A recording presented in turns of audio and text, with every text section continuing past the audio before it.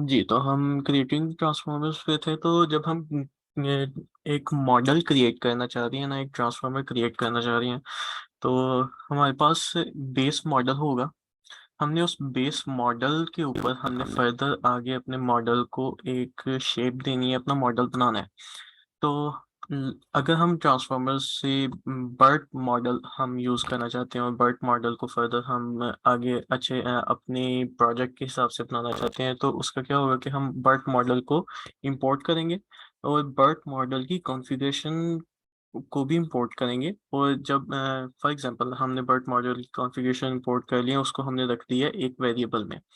अगर हम इस वेरिएबल को प्रिंट वगैरह करवाएंगे तो हमें पता चलेगा कि बर्ट मॉडल के अंदर क्या क्या फंक्शनैलिटी है, क्या क्या चीज़ें हैं। हम देख सकते हैं कि यहाँ पे कुछ चीज़ें नज़र आ रही है, लाइक हिडन साइज। ये हिडन साइज क्या होता है कि ये एट्रीब्यूट होता है जो कि डिफाइन करता है कि कितने वेक्टर्स हो सकते हैं। ऊपर एक नोटबुक है ना, वो खोल है, ऊपर नोटबुक होगी, ये ओपन खोल इन के। Colab. Hmm, you want me to run sir ji?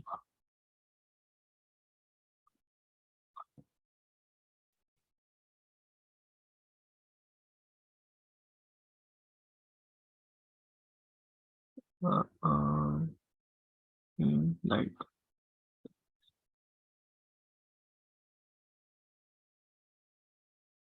I apologise for being for not being prepared. अच्छा, तो अब हमारे पास ये ट्रांसफार्मर्स पिप के जरिए इंस्टॉल हो रहे हैं। ये हमारे पास ट्रांसफार्मर्स पिप के जरिए इंस्टॉल हो गए। हमने ट्रांसफार्मर्स को इंपोर्ट किया, वहाँ से बर्ट मॉडल को इंपोर्ट किया, बर्ट मॉडल के साथ हमने बर्ट मॉडल की कॉन्फ़िगरेशन फाइल को भी इंपोर्ट कर लिया है। ठीक है, अब हमारे पास वो कॉन्फ़िगरेशन कॉन्फ़िगरेशन जो है वो आगे कॉन्फ़िग वेरिएबल में अगर हम उसको प्रिंट करते हैं, हमारे पास ये सारी सारी फंक्शनैलिटी आ जाएगी बर्ट मॉडल की। ये चीज़ें हम ये हमारे पास फंक्शन है, और फंक्शन के आगे जो वैल्यूज़ लिखी हुई हैं ये डिफ़ॉल्ट वैल्यूज़ हैं। इनको हम ऊपर नीचे कर सकते हैं, चेंज कर सकते हैं। हमारे पास लेयर्स का मैक्सिमम पोजीशन एम्बेडिंग्स का आ रहा है। उसके अलावा hidden layers, number of hidden layers आ रहा है, नंबर ऑफ़ अटेंशन हेड्स आ रहा है। काफ़ी ज़्यादा हमारे पास चीज़ें आ रही हैं, काफ़ी ज़्यादा फंक्शनैलिटी हम यूज़ कर सकते हैं। तो अ, इसके इसको लोड करने की काफ़ी डिफरेंट मेथड्स भी हैं। लाइक हम इसको डायरेक्ट वैसे भी इंपोर्ट कर सकते हैं, अ, इस तरह से। ये तो वही है ना जो ऊपर है। सेम है, ये वो सेम है। ये वही ये और वही दिखा रहा उसके अलावा एक ये है, एक तो ऊपर हमने देखा है कि पहले कॉन्फ़िगरेशन फाइल को इंपोर्ट करो, उसको एक वेरिएबल फिर मॉडल में उसको फिर है। अच्छा, हम बेसिकली देते हैं। बेसिकली हम ये कल डिस्कस कर रहे थे, इसमें ये है कि जब आपके पास बहुत सारा डेटा हो या छोटा डेटा भी हो, लेकिन छोटे डाटा के साथ काम नहीं चलेगा, आपका ये मॉडल जो है ज़ीरो पैरामीटर्स के साथ इनिशियलाइज होगा। ठीक है, कुछ भी नहीं होगा इसमें, सिंपल एक आर्किटेक्चर मॉडल का इनिशियलाइज होगा। अब आप एक अपना डेटा है, आपके पास ह्यूज डेटा है, उसके ऊपर आप खुद से इसको ट्रेन करना चाहते हैं, तो इस तरह से होगा। यानी कि आप इस तरह से उसको इनिशियलाइज करेंगे और इस तरीके से आगे चलेंगे। लेकिन जो फ्रॉम प्री ट्रेंड का मतलब ये है कि मॉडल जो है हगिंग फेस हब से ये डाउनलोड होगा, जो कि प्री ट्रेंड पड़ा हुआ है, जिसको हम फाइन ट्यून जिसको करेंगे आगे चल। पहले से ट्रेन करके रखा हुआ है, और अगर हमने ये यूज़ नहीं करना तो हम ऑटो मॉडल भी यूज़ कर सकते हैं। ठीक हो गया। ये सारा भी डिटेल में इन दिस कोर्स। देखें, ये तो पढ़ना पड़ेगा ना, फिर उसमें कोई कॉन्सेप्ट होते हैं वो फिर रह जाते हैं। एज ए सॉरी तो we could replace BERT model with equivalent. हम बर्ट मॉडल के अलावा हम ऑटो मॉडल यूज़ कर सकते हैं। सेम हम्म, प्रॉब्लम को सॉल्व करने के लिए हम बर्ट मॉडल की जगह ऑटो मॉडल भी यूज़ कर सकते हैं। इसमें क्या होगा, चेक पॉइंट एग्नोस्टिक, ये क्या होता है? देखें मैं आपको बताता हूँ। ये जो है ना, अ, जी, There are two main approaches for checkpoint: the distributing information, coordinated checkpoint and uncoordinated checkpoint. Checkpoint ही हो गया. जी जी, इसको समझते हैं आप, इसको समझते हैं। ठहरे, यहाँ पे रुकें, So, यहाँ पे रुकें आप। अच्छा, इसमें आपको पता है कि हम यहाँ पे बर्ट मॉडल लगाते हैं ये, लेकिन अगर हम यहाँ ऑटो मॉडल लगाएं तो वो भी लगेगा इधर, ठीक है, ये वाला ऑटो मॉडल, सही है, तो ये भी लग सकता है। अब ऑटो मॉडल्स क्या होगा, यहाँ पे हमने नाम तो दिया हुआ ना, बर्ट बेस केस्ट, तो ऑटो मॉडल इसको खुद ब खुद ही डाउनलोड कर लेगा आपके वहाँ से। बर्ट मॉडल भी डाउनलोड कर लेगा, यानी बर्ट मॉडल की क्लास जो है वो भी डाउनलोड कर लेगी। और अगर आप ऑटो मॉडल की क्लास यहाँ पे, अगर आपने ऑटो मॉडल यहाँ पे इंपोर्ट किया हुआ है, ये नहीं किया हुआ, ठीक है, और आपने यहाँ ऑटो मॉडल लगाया तो भी काम चलेगा, मतलब ये है कहने का, ठीक है। उसके बाद बात यह है कि we will do this from now on, as this produces checkpoint agnostic code. If your code works for one checkpoint, it should work seamlessly with another. बात क्या है कि आपके पास जो है ना मॉडल के चेक पॉइंट्स बनते हैं, आप रखते हैं कि आपके ना स्टेप्स हैं, मिसाल के तौर पे आपके मॉडल में स्टेप्स चल रहे हैं, फाइन ट्यूनिंग के दौरान आपने रखा हुआ है कि मॉडल जो है ना आपका सेव करे चेक पॉइंट्स के ऊपर, ठीक है। मिसाल है 500 चेक पॉइंट्स आपके टोटल स्टेप्स हैं मॉडल के जो रन होने हैं, ट्रेनिंग स्टेप्स मिसाल के तौर पे 5000, तो आपने रखा है 500 का चेक पॉइंट कि हर 500 के स्टेप्स के ऊपर मॉडल सेव हो। तो क्या होगा कि व्हाट उसका जो मीनिंग है, उसका क्या कहने का मतलब ये है कि हम ये यूज़ करेंगे, ठीक है। इससे क्या होगा कि इसके यूज़ करने से हमें चेक पॉइंट एग्नोस्टिक रिजल्ट्स मिलेंगे। दैट मीन्स कि एक हुआ है 500 के ऊपर, एक हुआ है 1000 के ऊपर, ठीक है, एक हुआ है 1500 के ऊपर, सो ऑन, ठीक है। तो आपके पास कितने मॉडल आ जाएंगे? 10, ठीक है, 500, 1000, 1500, 2000, 2500, इस तरीके से आपके पास 10 मॉडल आएंगे। अब वो जो 10 के 10 मॉडल हैं वो seamlessly, if your code works for one checkpoint it should work seamlessly with another, यानी कि आपके जो चेक पॉइंट्स बने हैं, मॉडल सेव हुआ है हर चेक पॉइंट के ऊपर, वो आपका काम करेगा, ठीक है। तो ये चीज़ जो है इसका मतलब है। This applies even if the architecture is different, as long as checkpoint was trained for a similar task, for example, a sentiment analysis. तो आपका अगर टास्क एक ही है, बेशक के मॉडल आर्किटेक्चर डिफरेंट हो, ठीक है। मिसाल के तौर पे आपका बर्ट आर्किटेक्चर, आपने बर्ट आर्किटेक्चर लगाया यहाँ पे, अगर आपने कोई और लगा लिया है बर्ट की जगह पे जो कि सेंटिमेंट एनालिसिस पे काम करता है, तो आपका मॉडल जो है सीमलेसली काम करेगा उसके लिए भी, मतलब डिफरेंट मॉडल्स के लिए, ठीक है। ये चीज़ कहने की कोशिश कर रहा है। अच्छा, इसमें in the code sample above we didn't use BERT config, इसमें हमने बर्ट कॉन्फिग यूज़ नहीं की, ठीक है। Instead, loaded a pre-trained model via BERT base case, identify this model checkpoint. This is a model checkpoint. अब ये जो आपका ये जो है ना, ये बेसिकली एक चेक पॉइंट है जो आपका हगिंग फेस हब के ऊपर लोड हुआ है, अपलोड हुआ है, ठीक है। और इन्होंने जो बर्ट के जिन्होंने वो आपके ऑथर्स थे, या बर्ट जिन्होंने डिज़ाइन किया था, ये उन्होंने आपका डिज़ाइन किया था और उन्होंने बिग डाटा के ऊपर इसको ट्रेन किया था, तो उसका चेक पॉइंट सेव करके रखा था, ठीक है। तो उसके बाद आ गया this model is now initialised with all weights of the checkpoints. तो इस जो ये चेक पॉइंट इन्होंने बना के रखा हुआ है, ये जो चेक पॉइंट है इसके अंदर वेट्स, बाइसेस, ये सारी चीज़ें इसमें हैं, ठीक है। और यानी कि इसके जो भी प्री ट्रेंड आपके वेट्स बाइसेस के जो मैट्रिसेस थे वो उसमें सेव हुए थे और वो आपके लोड हो गए यहाँ से अब, ठीक है, इस जगह पे। It can be use directly for inference on task it was trend on. अब आपको पता है कि ये ऑलरेडी ट्रेंड है, अब हम इस पे डायरेक्टली अप्लाई कर सकते हैं, कोई भी हम पॉजिटिव नेगेटिव सेंटेंस को जांचना चाहें तो हम इसको डायरेक्टली अप्लाई कर सकते हैं, किसी फाइन ट्यूनिंग की ज़रूरत नहीं है। ठीक है, जैसे कि आपने पाइपलाइन में देखा है, आप पाइपलाइन में ये मॉडल डालते हैं सिंपली, और वो पाइपलाइन से गुजर के हमें पॉजिटिव नेगेटिव रिजल्ट्स दे देता है। ठीक है, अ, समझ आ रही है? किसी को समझ ना आ रही हो तो बता दें। ठीक है, मुझे समझ आ रही है। चलो ज़बरदस्त है। अ, अच्छा, it can be used directly for inference on the task it was trained on and it can also be fine tuned। मतलब अब हम इसको इस वक्त हम इसको मजीद फाइन ट्यून भी कर सकते हैं, यानी लोड तो हो गया, इसके हम ऊपर हम इन्फ्रेंस भी ले सकते हैं, यानी कि किसी फाइन ट्यूनिंग के बगैर हम इसको एक सेंटेंस देते हैं, हम कहते हैं बताओ भाई ये पॉजिटिव सेंटेंस था या नेगेटिव सेंटेंस था, तो ये हमें दे देता है। और यहाँ पे हम अपने डाटा के ऊपर हम इसको अपना डाटा देना चाहें तो इसको अपने डेटा के ज़रिए भी हम इसको अब फाइन ट्यून कर सकते हैं।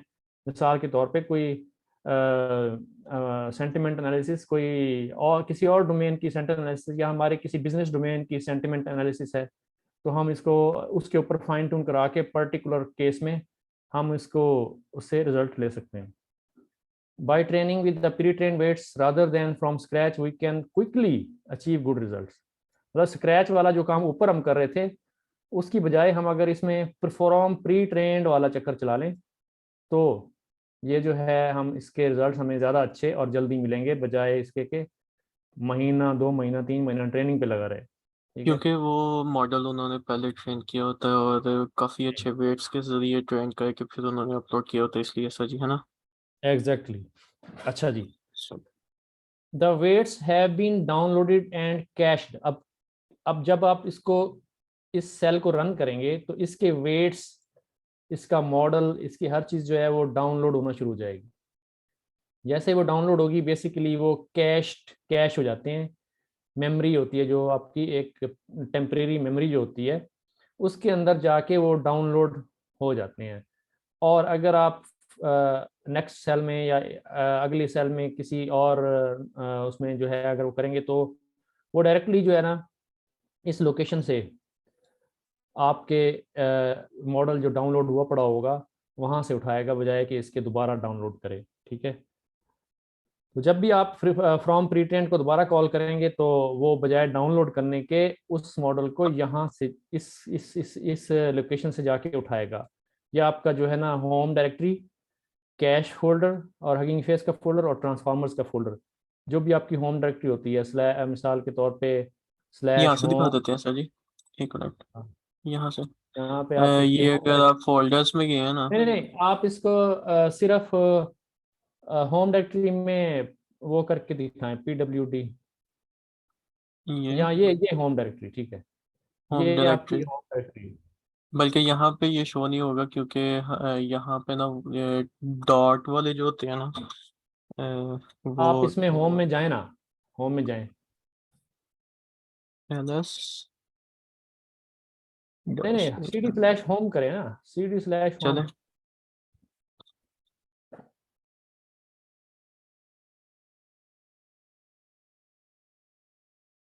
हाँ, अभी अब आप यहाँ पे नीचे अगले सेल में करें LS-AL, LS-AL।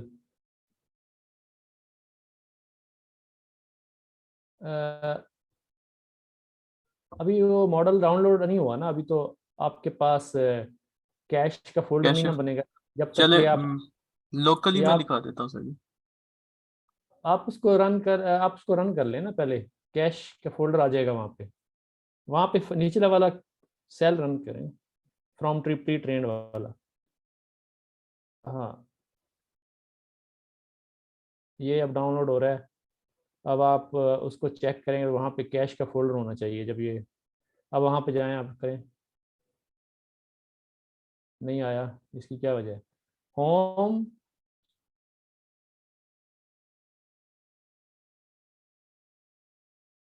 नहीं है। नो नो नो, ये एक मिनट उसकी लोकेशन दिखाएं मुझे यहाँ पे, ऑटो मॉडल में जाएं, इधर इधर इधर।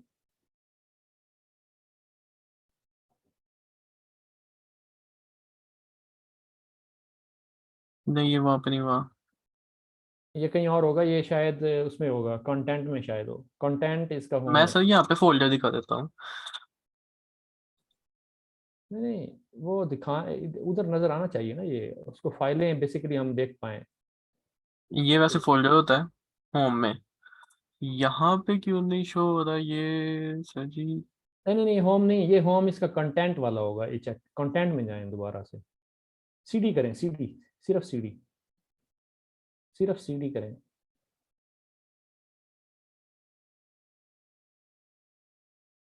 और यहाँ जाके आप एल एस माइनस एल करें अब। नीचे नीचे नीचे नीचे है ना, ये ये रूट में है चेक सर है, जी। ये इसका होम जो है ना, नहीं नहीं रूट नहीं है ये रूट में है। रूट है।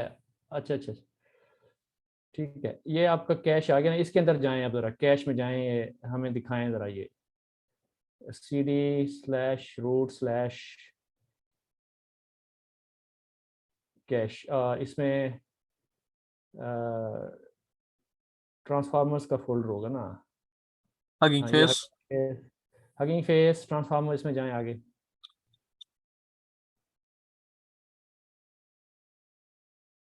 बल्कि पहले इतना कर लेते हैं। हगिंग फेस के स्पेलिंग, स्लैश। ओके, एक करेक्ट। पहले ही वो इसमें है ना, सही है। हम्म। यहाँ पे हब।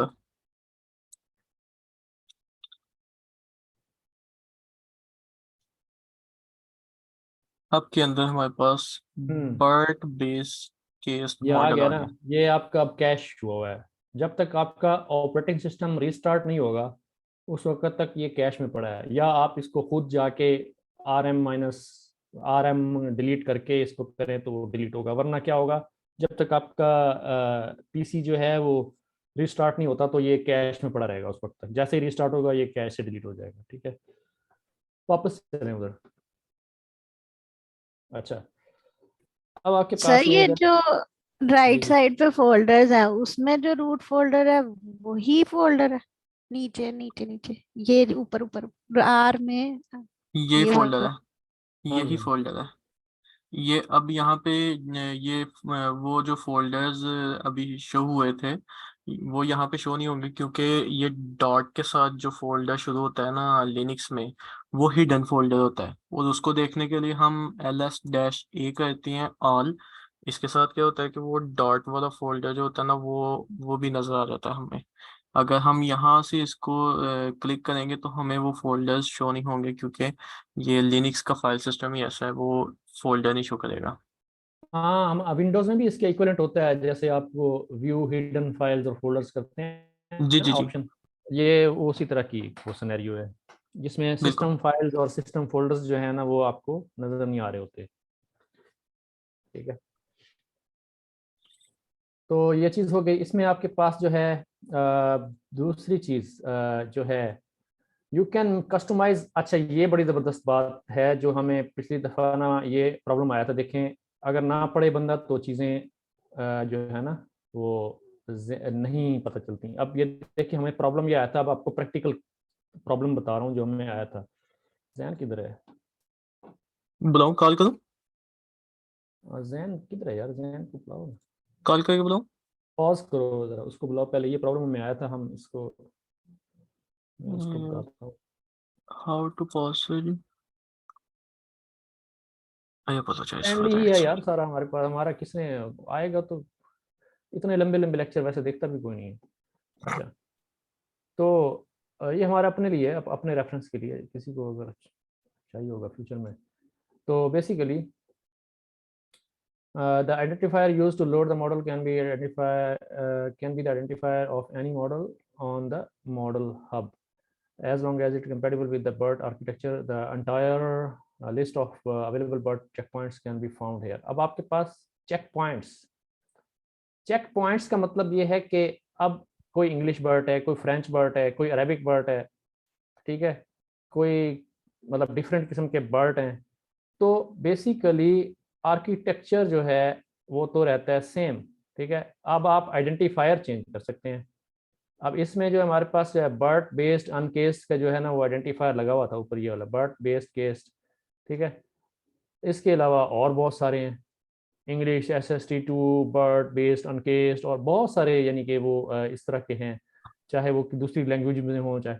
अब आइडेंटिफायर चेंज हो जाएगा, इसमें अरबिक लग जाएगा या कोई और लग जाएगा या कोई और लग जाएगा, लेकिन लेकिन वो आपके बेसिकली का बेसिक जो आर्किटेक्चर है वो सेम रहेगा, सिर्फ चेक पॉइंट का नाम या उसका आइडेंटिफायर चेंज होता जाएगा, ठीक है। तो थोड़ा नीचे करें, saving the model, saving methods. अच्छा, ये आपके जो है मिसाल के तौर पे आपने जो है मॉडल को ट्रेन कर लिया, ट्रेन हो गया मॉडल, तो हमने जैसे फ्रॉम प्री ट्रेन जैसे डाउनलोड किया था, तो इसी तरीके से सेव प्री ट्रेन, यानी कि अगर आपका एक मॉडल बन गया, सेव मतलब फाइन ट्यून हो गया, तो आपने उसको सेव करना है, तो सेव आप जो ना सेव प्री ट्रेन करेंगे तो आपका वो सेव हो जाएगा, और आप उसका नाम जो है इधर डायरेक्टरी देंगे, डायरेक्टरी का पाथ देंगे, और वो आपका मॉडल सेव हो जाएगा। तो आप देखेंगे कि यहाँ पे जब आप देखेंगे कि जिस फोल्डर में आपने वो सेव किया है उसको चेक करेंगे, उसके लिस्टिंग को, तो यहाँ पे आपके पास ये दो फाइलें, ये है, बात हो रही है पाईटॉर्च की, ठीक है।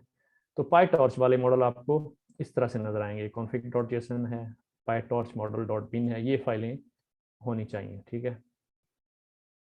मिनिमम जो है ये फाइलें होंगी तो आपका मॉडल चलेगा, ठीक है, आप कहीं भी उसको चलाने की कोशिश करते हैं तो।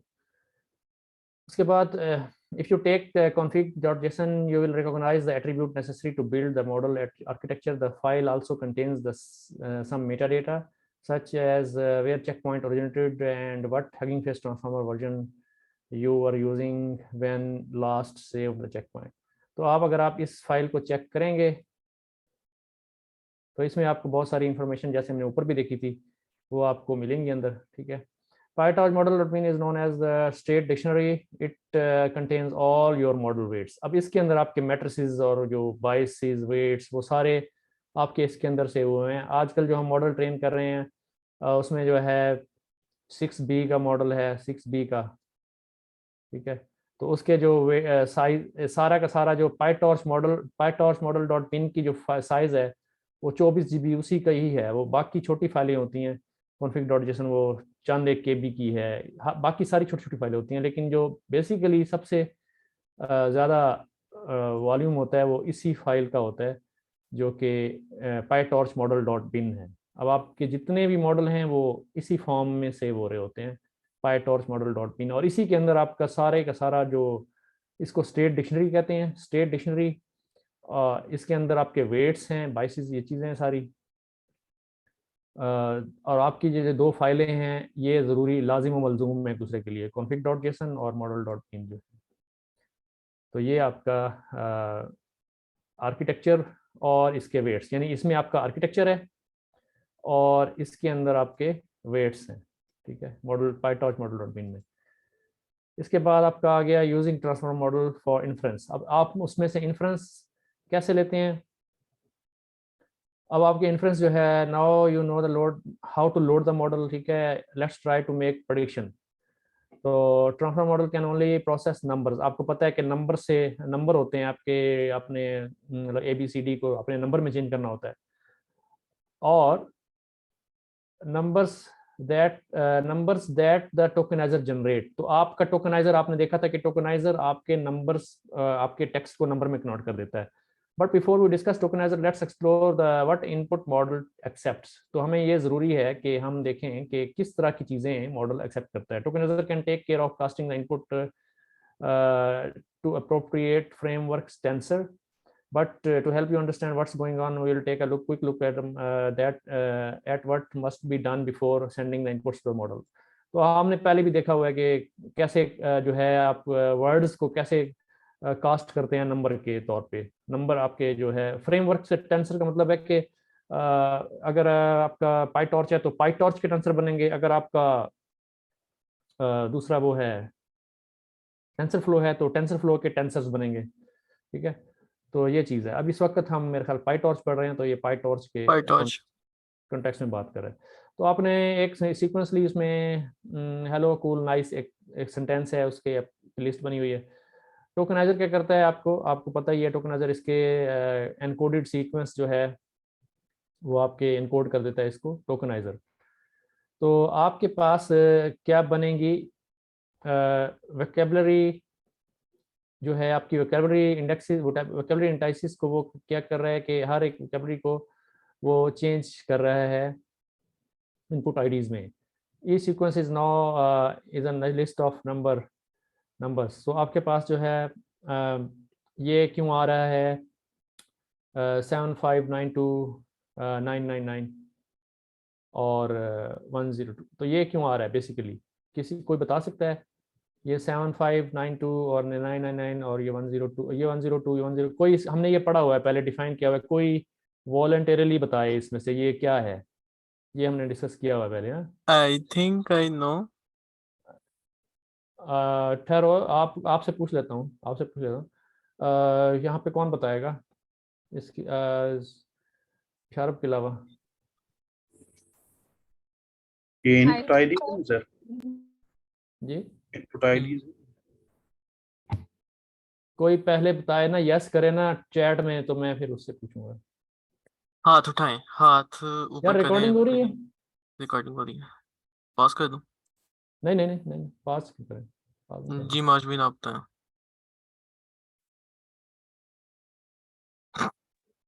बेसिकली ये जो है एक तरह से है ना, हर वर्ड को एक नंबर जनरेट कर रहा है। जैसे हमने प्रीवियस में पढ़ा था, तो हर एक चीज का जो है तो ना ये उन्होंने नंबर, ये तो 3 है, 3 है, तो यहाँ पे तो 1 2 3 उसको 4 पहले आईडी में दिखा रहा है आईडी ना? जनरेट कर रहा है ना, आईडी भाई एक मैं ये वर्ड। पूछ रहा हूँ कि हेलो कूल नाइस ये 3 है, यहाँ पे तो 1 अगर ये 2 चार 3 वर्ड्स 4। है सर, इसमें आई थिंक डॉट तो नहीं, डॉट तो नहीं कर रहा, बस तो वो 6 हो जाता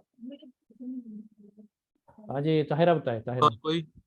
मैम हीरा मैम, तायरा, रशीद भाई। ताहिरा बताए, ताहिरा बताए। जी मैम, तायरा।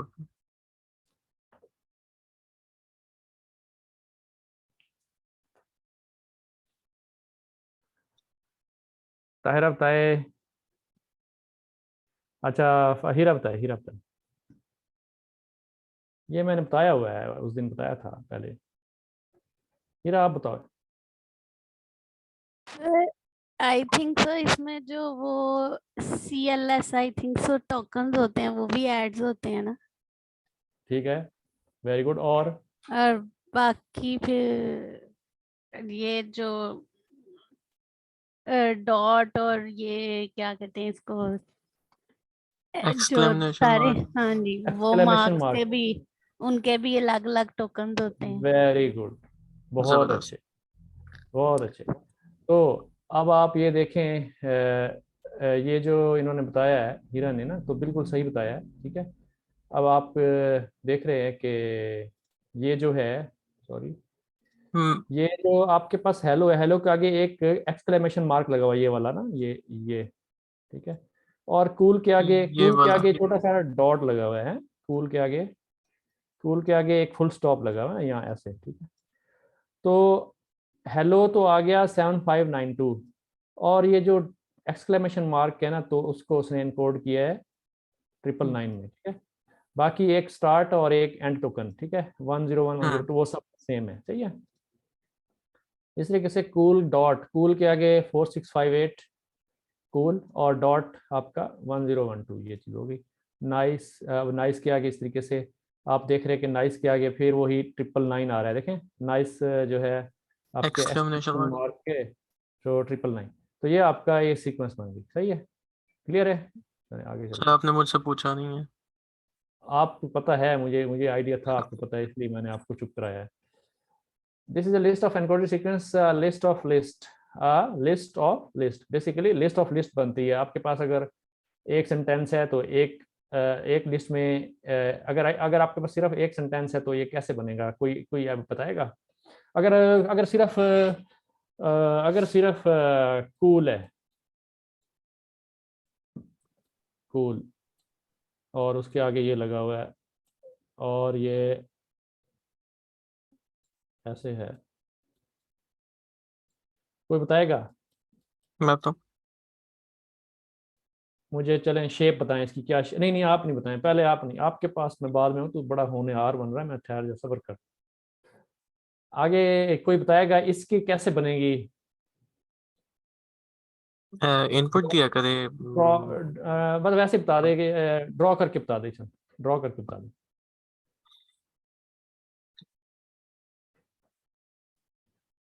कोई बता दे, जिसको आता है बस बता दे। सर में इसमें ये ऐसा होगा, ये यहाँ पे एक मैट्रिक्स बनेगा, ठीक है। और यहाँ पे स्टार्ट होगा, स्टार्ट नंबर जैसे कि 101 और 102 यहाँ पे स्टार्ट एंड एंड। और ठीक है, यहाँ पे जो है ना कूल का वो नंबर होगा, ठीक सही है। है, और देन कामा, और यहाँ पे एक्सप्लेनेशन के 999 यहाँ पे, सही है। अच्छा, ये ये ऐसा ये बनेगा। कंप्लीट हो गया। जी अच्छा, इसमें एक गलती है, कोई बताएगा क्या गलती है? चल आप बता, इशारा बता, चल बता, बहुत ज्यादा खंगार आ रहे हैं बता ना जरा। अच्छा, यहाँ से बता देता हूँ कि इन दो चीजों को खत्म कर दे तो बाकी कूल का बन जाएगा। हाँ बिल्कुल सही। बेसिकली ऐसे लिस्ट ऑफ सीक्वेंस लिस्ट की है, लिस्ट सीक्वेंस की ऑफ एक लिस्ट लिस्ट है, हाँ, होगी। जी जी जी। लिस्ट ऑफ लिस्ट बनेगी, ठीक है। वो लिस्ट ऑफ लिस्ट बना, मैं पूछना सर, लिस्ट ऑफ लिस्ट बनेगी बेसिकली। ये तो ठीक है आंसर, अंदर वाली चीज ठीक है, लेकिन इसके बाहर लिस्ट ऑफ लिस्ट बनेगी, ये क्या रहता है। तो बेसिकली ये आप देख रहे कि यहाँ लिस्ट ऑफ लिस्ट्स, ठीक है। तो आपके पास टेंसर जो है वो रेक्टेंगुलर शेप यानी मैट्रिसेस की शक्ल में होंगे। द अरे is already a rectangular shape, so converting into tensor easy. तो आप जो है टेंसर टेंसर जो है आपका पाई टॉर्च का टेंसर बनाना है। इस लिस्ट ऑफ लिस्ट को हमने किस में कन्वर्ट करना है? पाई टॉर्च के टेंसर में। तो आपका इस तरीके से पाई टॉर्च आप अब करवा क्या रहे हैं? हम अब असल में इन्फ्रेंस करवा रहे हैं, इन्फ्रेंस करवा रहे हैं। तो आपने इसको आपने पहले पाई टॉर्च का टेंसर बनाया, इंपोर्ट टॉर्च किया, टॉर्च डॉट टेंसर, और ये आपने लिस्ट ऑफ लिस्ट इधर डाल दी, तो उसका बन गया टेंसर। जैसे नमपाई अरे नहीं बनती, नमपी अरे बनती है, तो अरे बनानी है बेसिकली, जो आपका मॉडल कबूल करेगा इस अरे को। तो वो आपने अरे बना ली, बेसिकली टेंसर या अरे कह सकते हैं उसको।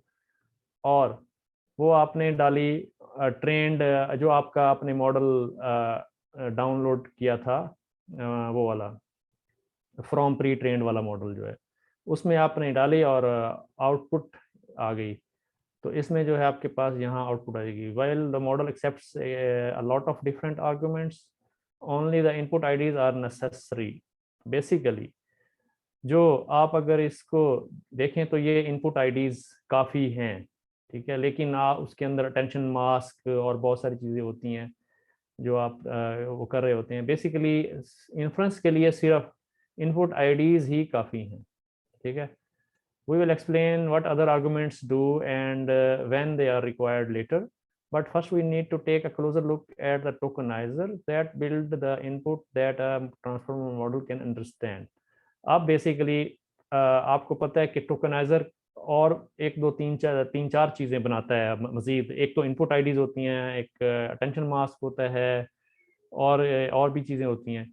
लेकिन अभी हमने बड़ा सिंपल सा एक लिया एग्जांपल, एक एक, एक एक तीन वर्ड्स या तीन सेंटेंस लिए, उनको जो है हमने नंबर साइन किए, नंबर साइन करके बेसिकली हमने उसको इस तरह से कन्वर्ट किया, ठीक है। इसको कन्वर्ट करना पड़ेगा हमें ना पाई टॉर्च टेंसर में, देन आपका मॉडल इसको ऑब्जॉर्व करता है।